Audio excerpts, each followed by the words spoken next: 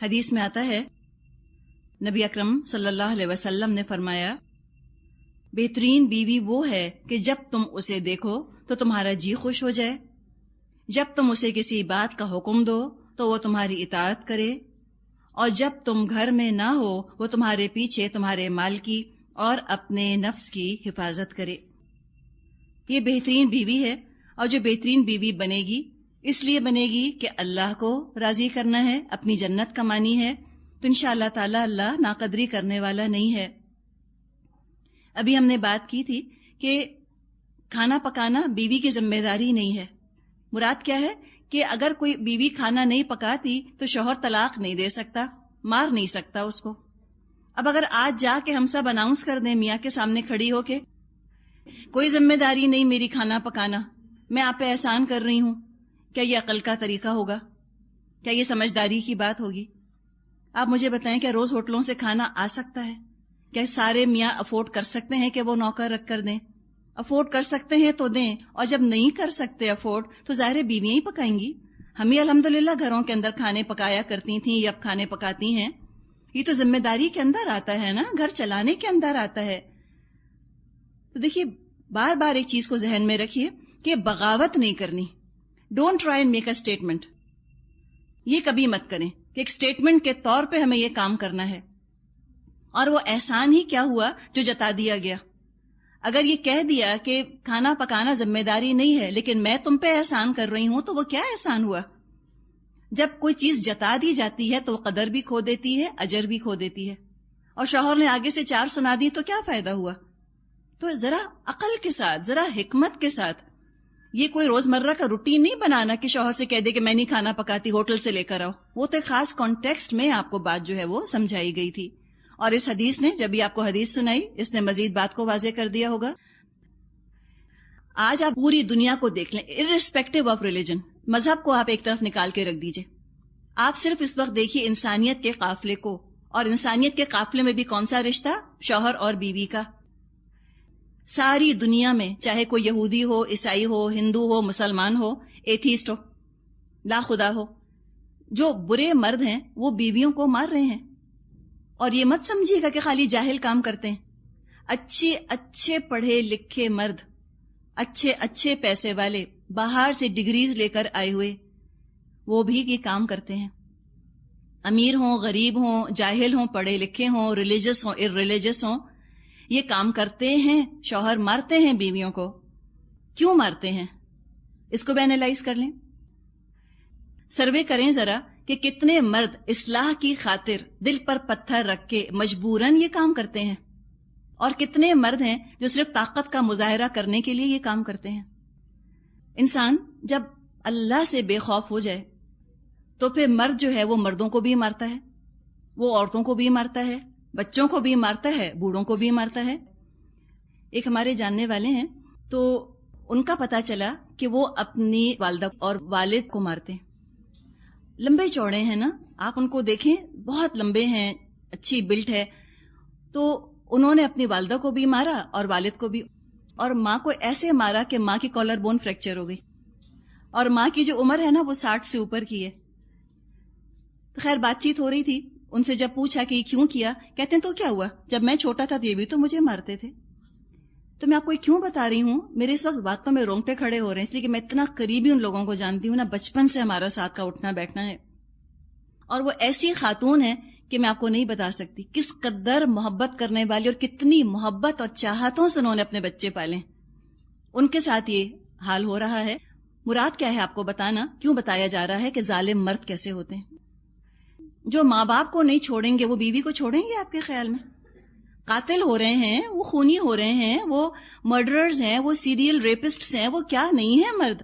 مردوں کا حال تو آج آپ دیکھیں آن دا ہول، تو سبھی کو مارتے ہیں وہ، تو بیویاں بھی اس لپیٹ میں آتی ہیں۔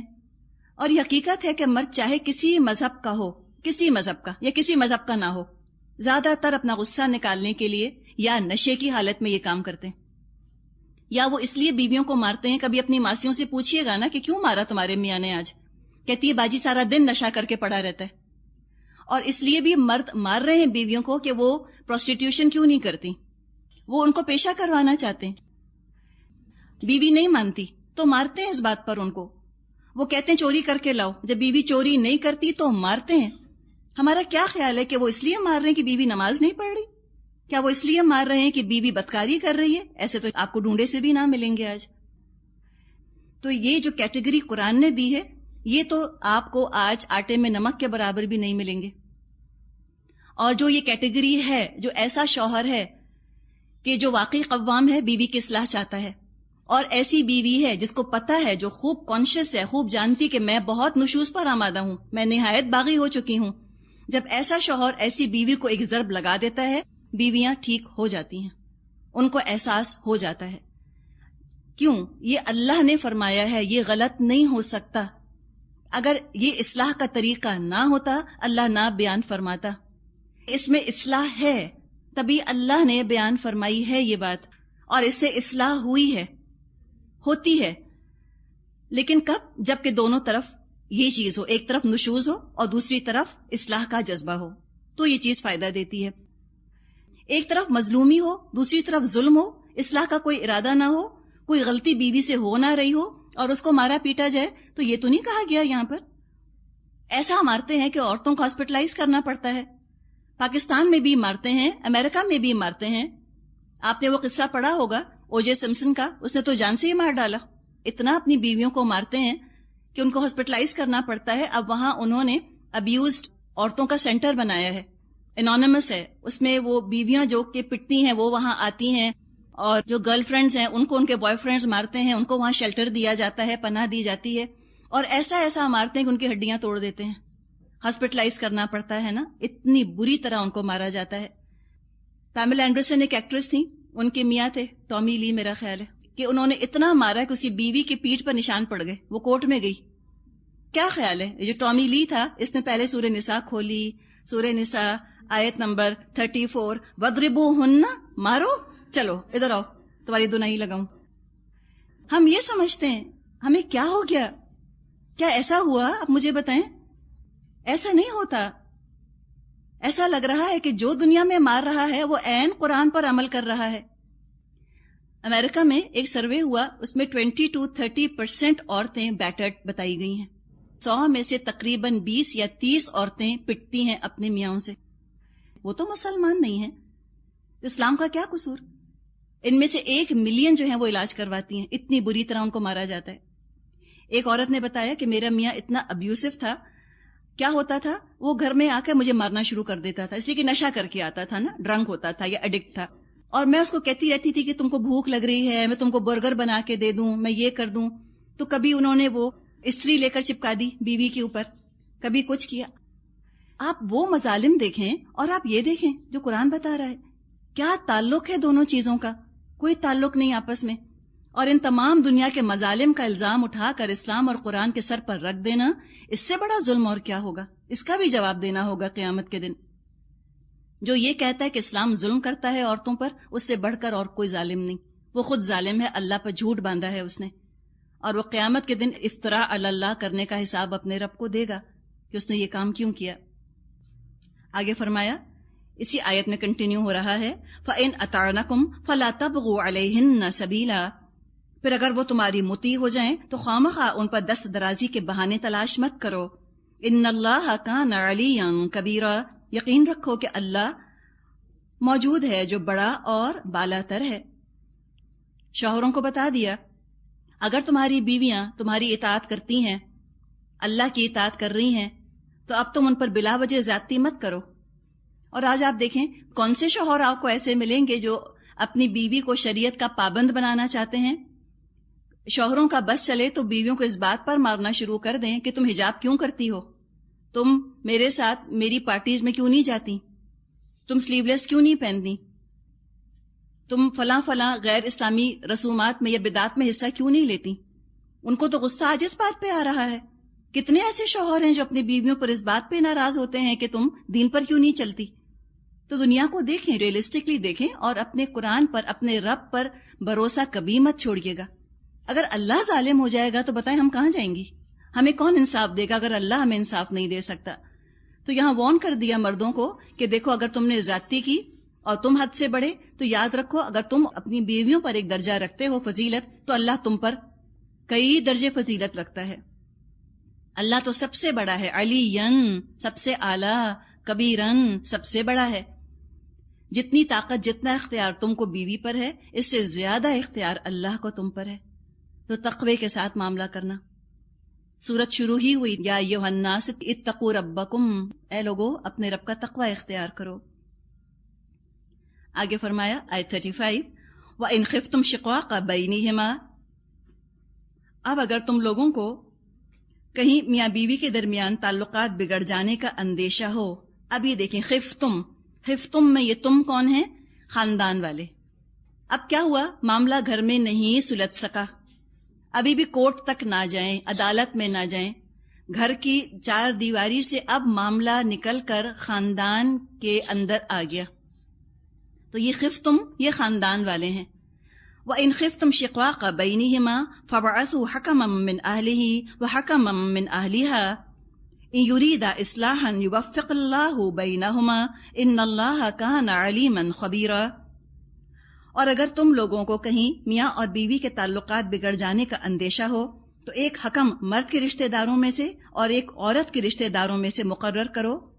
وہ دونوں اصلاح کرنا چاہیں گے تو اللہ ان کے درمیان موافقت کی صورت نکال دے گا. اللہ سب کچھ جانتا ہے اور باخبر ہے. حکم کی بات کی گئی ہے. حکم اور حاکم اس میں فرق ہوتا ہے.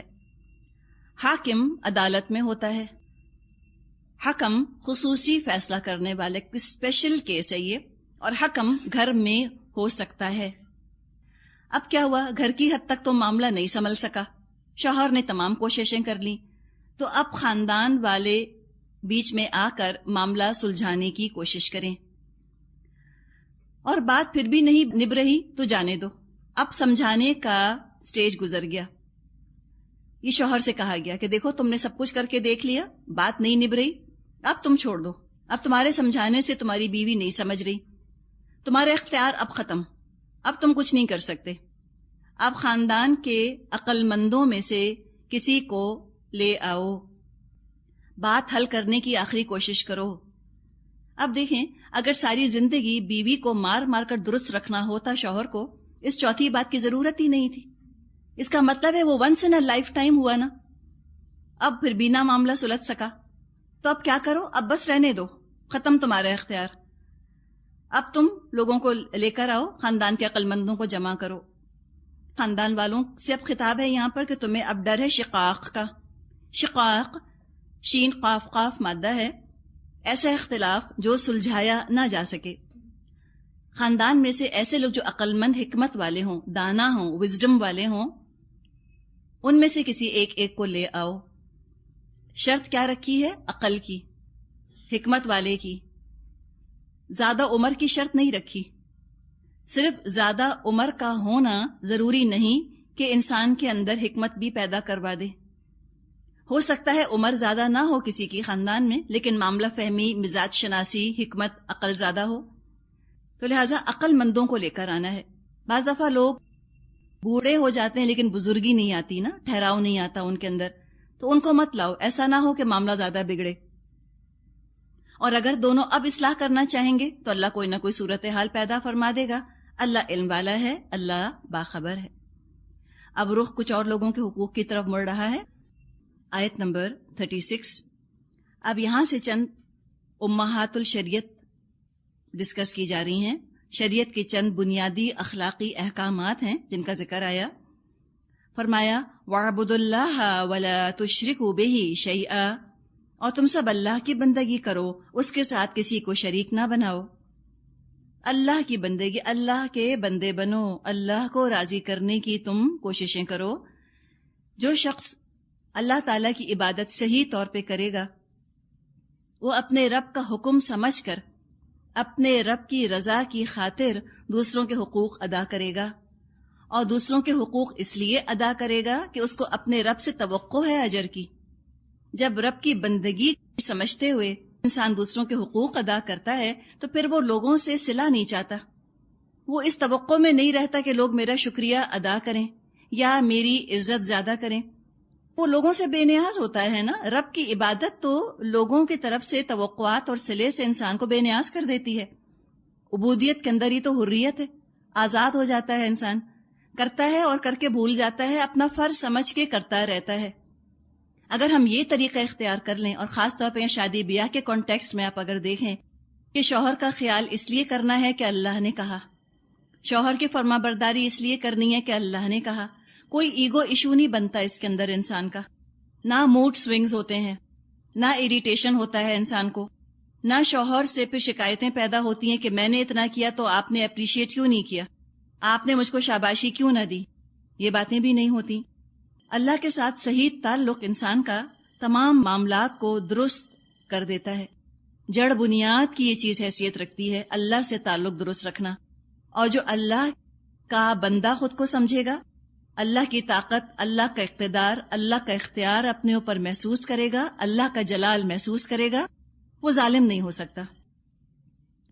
آگے فرمایا وَبِالْوَالِدَيْنِ احسانا، اور ماں باپ کے ساتھ نیک برتاؤ کرو۔ والدین کے حقوق احسان کے ساتھ یعنی خوبصورتی کے ساتھ ادا کرو، مصیبت سمجھ کے سر سے اتارنے کے لیے نہیں، آنر سمجھ کے ان کی خدمت کرو۔ ایسا نہ ہو کہ کوئی یہ سوچے کہ ہم ان کا خیال کر کے ان پر کوئی احسان کر رہے ہیں، بلکہ خود پر اللہ کا احسان سمجھا جائے کہ اللہ نے مجھ کو اپنی جنت بنانے کا موقع فراہم فرما دیا، میں والدین کی خدمت کرنے کے قابل ہوں۔ بات کریں تو احسان کے ساتھ یعنی خوبصورتی کے ساتھ، بدتمیزی نہ ہو، سرکشی نہ ہو والدین سے بات کرنے میں، جس طرح اپنے آرام کا، اپنے بال بچوں کے آرام کا، کمفرٹ کا خیال رکھتے ہیں، اسی طرح والدین کے آرام کا، ان کے کمفرٹ کا خیال رکھیں۔ نبی اکرم صلی اللہ علیہ وسلم نے فرمایا تمام گناہوں کو اللہ تعالیٰ معاف فرما دیتا ہے، مگر جو شخص ماں باپ کی نافرمانی اور دل آزاری کرے اس کو آخرت سے پہلے دنیا ہی میں طرح طرح کی آفتوں میں مبتلا کر دیا جاتا ہے۔ تو بڑے خوش قسمت ہیں وہ لوگ جن کے گھروں میں والدین ہیں۔ جبریل علیہ السلام نے ایک موقع پر فرمایا کہ ہلاک ہو جائے وہ شخص جس نے اپنے والدین کو بڑھاپے کی حالت میں پایا اور ان کی خدمت کر کے جنت نہ حاصل کر سکا۔ اس پر نبی اکرم صلی اللہ علیہ وسلم نے فرمایا آمین، آپ نے آمین فرمایا۔ انشاءاللہ سورہ بنی اسرائیل پر ہم پہنچیں گے، وہاں مزید تفصیل سے اس موضوع پر بات کریں گے۔ کئی مقامات پر والدین کا ذکر آیا ہے اور فوراً اللہ کے حق کے بعد والدین کا ذکر آتا ہے۔ تو اسلامی تہذیب اور ہماری اپنی خاندانی روایات دونوں چیزیں یہاں پر متفق ہو گئی ہیں۔ ہمارے بزرگوں کا بھی طریقہ یہ ہے، ایسے موقع پر تو ہم ضرور کہیں، جب والدین کی اطاعت کی بات آئے تو ہم ضرور کہیں کہ جو ہمارے رب نے بتا دیا وہ، اور جو ہمارے بزرگ کرتے چلے آئے وہ، ہم اسی پر اپنے آپ کو جما کے رکھیں گے، ہم یہی کام کرتے رہیں گے۔ کتنے بھی ہم ایجوکیٹڈ ہو جائیں، ہم امریکہ افریقہ گھوم کر آ جائیں، ہم کتنے پڑھے لکھے ہو جائیں، ہم دین کے اسکالر ہو جائیں، ہم حافظ ہو جائیں، مفتی ہو جائیں، یا ہم گرامر اور تجوید میں بہت اچھے ہو جائیں اور تفسیر ہماری بہت اچھی ہو جائے، اس کا کیا مطلب یہ ہے کہ اب والدین کو کم سمجھنا شروع کر دیا جائے، یا ان کے حق نہ ادا کیے جائیں، یا ان کی تربیت کی ذمہ داری اپنے اوپر لے لیں؟ ہم والدین کی تربیت نہیں کر سکتے، اس لیے کہ تربیت کے لیے لا محالہ ڈسپلن کی ضرورت ہے، اختیار ہونا چاہیے۔ والدین تربیت کرتے ہیں اولاد کی، ان کے پاس اختیار ہے کہ وہ ڈانٹ ڈپٹ بھی کر سکتے ہیں، ہلکی پھلکی مار پٹائی بھی کر سکتے ہیں، اس لیے کہ ان کو تربیت کرنی ہے اولاد کی۔ اولاد کو ماں باپ کی تربیت نہیں کرنی، صرف خدمت کرنی ہے، اس لیے اختیار نہیں دیا گیا اولاد کو والدین کے اوپر۔ آپ پیار سے سمجھا سکتے ہیں، بالکل جیسے بیوی اپنے شوہر کے ساتھ اپیل کے ساتھ، دلیل کے ساتھ بات کر سکتی ہے، لیکن زبردستی نہیں کر سکتی۔ بالکل یوں ہی اولاد والدین سے اپیل سے، دلیل سے بات کر سکتی ہے، سمجھا سکتی ہے، لیکن زور زبردستی نہیں کر سکتی، ڈانٹ ٹپٹ نہیں کر سکتی۔ تو بہت خوش اسلوبی کے ساتھ والدین کو نبھانا چاہیے، ان کے بڑھاپے کا خیال کریں، ان کے مزاجوں میں تغیر جو پیدا ہوتا ہے، چھوٹی چھوٹی باتوں پہ بعض دفعہ بدمزاجی کرنے لگتے ہیں یا اپنے کچھ طور طریقوں کے اوپر اتنے ریجڈ ہو جاتے ہیں، تو الحمدللہ اللہ آپ کو اجر دے گا۔ امام ابو حنیفہ رحمۃ اللہ علیہ کتنے بڑے عالم تھے، کتنے بڑے مجتہد تھے، سوچیں ذرا کیا مقام تھا ان کا۔ ان کی والدہ ان سے کہا کرتی تھیں کہ ابو حنیفہ تم فلاں عالم سے جا کر میرے لیے اس بات کا فتویٰ لے کر آؤ۔ امام ابو حنیفہ خفا نہیں ہوتے تھے کہ اماں سب سے بڑا عالم تو میں ہوں، مجھ سے کیوں نہیں پوچھتی، اب میں آل دا وے جاؤں، میں اتنا بزی ہوں، میں اتنا بڑا مفتی ہوں، اتنا مجھے کام ہے، اب میں آپ کے لیے فلاں عالم کے پاس جاؤں. کیا یہ طریقہ ان کا ہوتا؟ اگر یہ طریقہ ان کا ہوتا تو وہ عالم نہ ہوتے. وہ اپنی ماں کو سواری پر بٹھا کر لے جایا کرتے تھے ان عالم صاحب کے پاس جن پر کہ ان کی والدہ کا ٹرسٹ تھا، بھروسہ تھا. اور بعض دفعہ وہ عالم ابو حنیفہ کے سامنے اتنے شرمندہ ہوتے تھے، کہتے تھے امام تو آپ ہیں. اور بعض دفعہ وہ جو مسئلہ ان سے پوچھا گیا ہوتا تھا ان کا جواب بھی نہیں آتا تھا ان عالم صاحب کو. وہ کہتے تھے امام ابو حنیفہ رحمۃ اللہ علیہ سے کہ آپ مجھے بتا دیجیے اس کا کیا جواب. امام ابو حنیفہ ان کو بتاتے تھے، پھر وہ ان کی والدہ کو بتاتے تھے. اب ہم جیسا کوئی ہو، ہم آ کر کہیں اپنی امی سے میں نے بتایا تھا ان کو، لیکن ماں کی دل آزاری ہوتی. تو امام ابو حنیفہ نے کبھی اپنی ماں کو نہ بتایا کہ جو انہوں نے فیصلہ فتویٰ آپ کو دیا وہ میں نے ہی ان کو بتایا تھا. آپ نے کیوں مشقت میں ڈالا مجھ کو؟ آل دا وے آپ کو اونٹ پر بٹھا کر لے کر گیا، گاڑیاں نہیں، ایئر کنڈیشنرز نہیں. ہماری تو ہوائیاں اڑ جاتی ہیں نا بغیر ایئر کنڈیشنر کا نام سن کر. اس گرمی میں یا جو بھی موسم ہوتا تھا وہ اپنی سواری پر بٹھا کے ماں کو لے جاتے تھے. یہ ہے احسان، ان کے ساتھ بہترین سلوک کرنا اور اس طرح کرنا کہ آپ نے احسان کیا میرے اوپر کہ آپ نے مجھ سے مانگا، آپ نے احسان کیا، آپ نے مجھے موقع دیا. یہ ہے احسان. ہم اپنی اتنی خوبصورت روایات کو اور اپنے اتنے خوبصورت دین کو ہم ہرگز ویسٹ کے رحم و کرم پر چیزوں کو بھیٹ نہ چڑھائیں. اپنے بزرگوں کی عزت تو ہمارے دین کی بنیادی روایات میں سے ہے، اور بزرگوں میں سے بھی والدین، اور والدین کے اندر اپنے سگے والدین اور شوہر کے والدین. شوہر کے لیے اس کے والدین بہت محترم ہیں، شوہروں کو چاہیے وہ اپنے والدین کا بہت خیال کریں.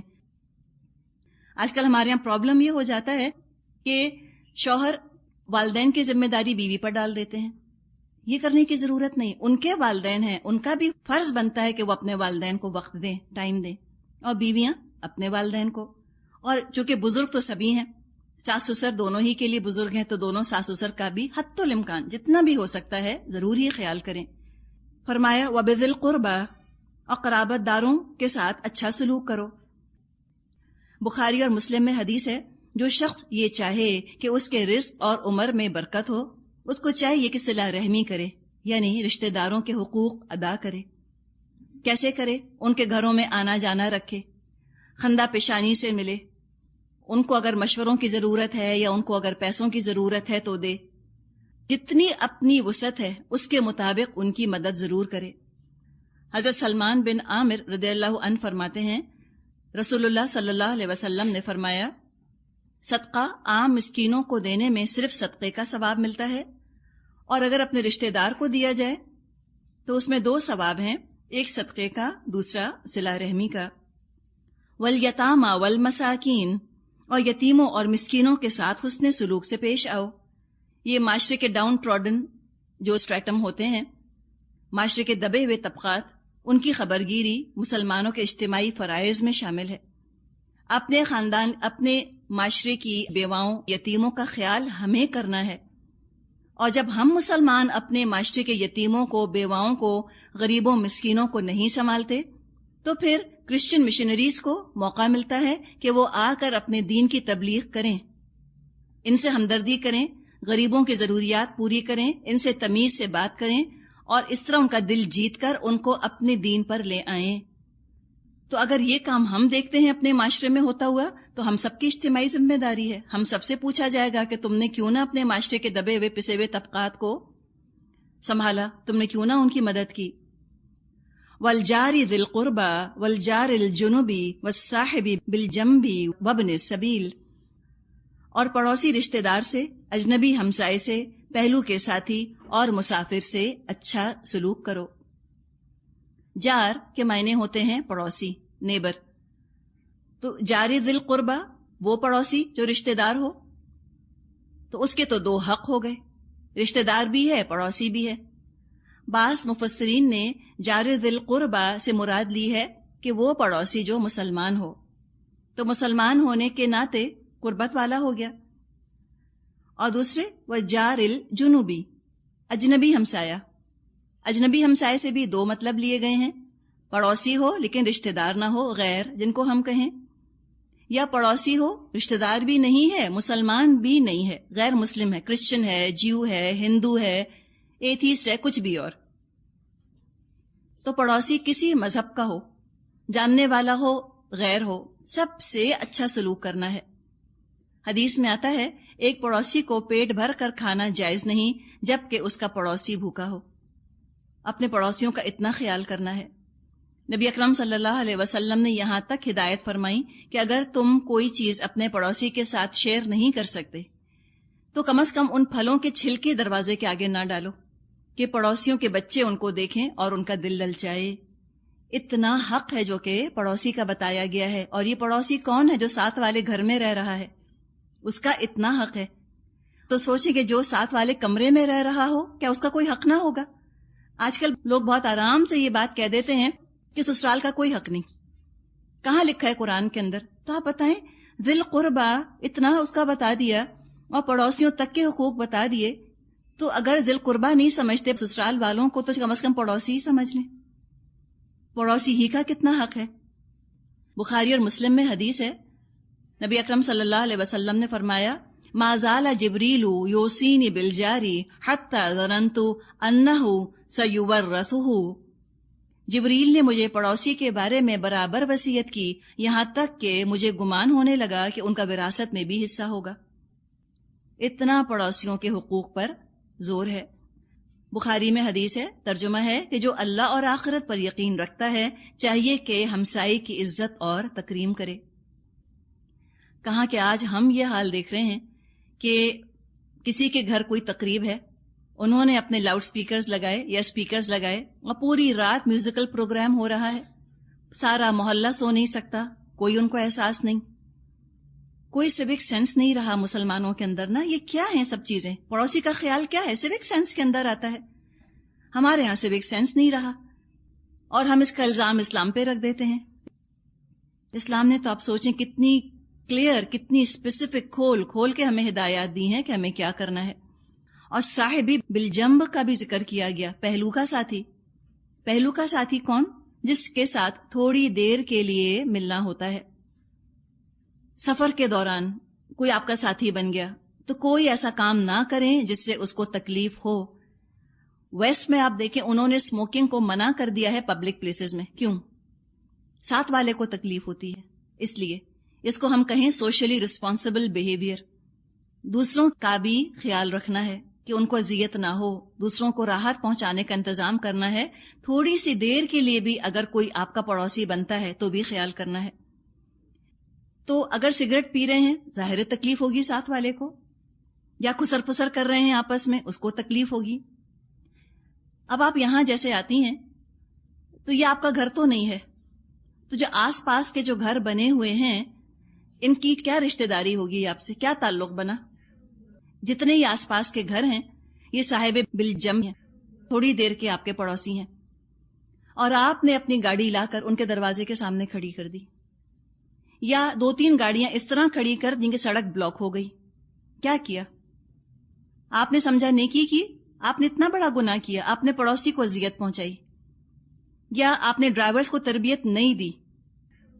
این گاڑی لا کر دروازے کے سامنے کھڑی کر کے وہ کھڑا ہو جاتا ہے، ہارن بجاتا ہے، یا وہ اتر کر باقی ڈرائیوروں سے لڑنا جھگڑنا شروع کر دیتا ہے۔ کس کی ذمہ داری ہے؟ آپ کی ذمہ داری ہے۔ سارا آپ کا پڑھا پڑھایا بیکار ہو جائے گا، اس لیے کہ پڑوسی کو اتنی اذیت دی۔ ساتھ والے جو گھر ہیں وہ کہیں گے کہ دیکھیں ذرا، اتنے ہارن یہاں بجتے ہیں، اتنا رش لگاتے ہیں، ہمارا گیٹ بلاک کر دیتے ہیں اور لڑائی جھگڑا کرتے ہیں دوسرے ڈرائیوروں سے، ہم تو تنگ آ گئے یہاں پر رہنے سے، تنگ کر دیا نا ان کو۔ یہ بھی ہماری بہت بڑی ذمہ داری ہے۔ ہم نہ اپنے ڈرائیوروں سے بے نیاز رہ سکتے ہیں، اور نہ ہم کہتے ہیں کہ جی ڈرائیور کر رہے ہیں کسی اور کا کر رہا ہوگا، میرا تو نہیں۔ تو آپ سب کو خیال رکھنا ہے اس چیز کا کہ جہاں جس جگہ آپ گئی ہیں پارکنگ کے جو اصول ہیں ان کو فالو کرنا ہے۔ اگر مسجد کوئی مرد جاتا ہے نماز پڑھنے کے لیے، اب وہ کیا ہے، ساتھ والے گھر کیا ہیں؟ وہی حیثیت ہے، ساتھ والے گھر والے اس کے تھوڑی دیر کے پڑوسی ہیں۔ نماز پڑھنے آیا ہے تو کس پر احسان کیا؟ ہم یہاں پڑھنے آئی ہیں، ہم نے کس پہ احسان کیا؟ ہم نے کسی پہ احسان نہ کیا، لیکن طریقہ کیا ہو گیا کہ نماز پڑھنے آئے، جہاں گاڑی چھوڑ دی، جلدی جلدی اتر کر چلے گئے مسجد کے اندر، نہ ڈھنگ سے پاک کی، نہ یہ سوچا کہ سڑک بلاک ہو رہی ہے، نہ یہ سوچا کسی دوسرے کی گاڑی جو ہے وہ بلاک ہو رہی ہے، کسی کو دقت پیش آئے گی، کسی کا گیٹ بلاک ہو گیا۔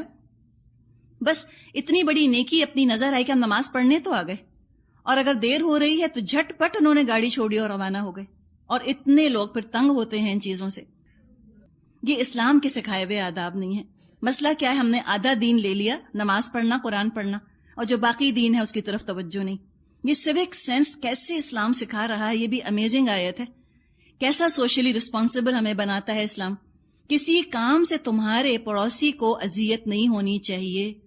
باہر کے ملکوں میں تو لاز بنا دی انہوں نے، ان کیا کوئی کر سکتا ہے اس طرح فنکشنز کہ رات 3 بجے تک جو ہے وہ تیز لاؤڈ سپیکرز لگے ہوں؟ ان کے ہاں تو حال یہ ہے، اوپر والی منزل پہ اگر بچوں کے کودنے کی آواز آتی ہے اور بچوں کے شور کی آواز آتی ہے، جو نیچے والے لوگ ہیں وہ کیس کر دیتے ہیں جا کر کہ یہ ہمیں تنگ کرتے ہیں۔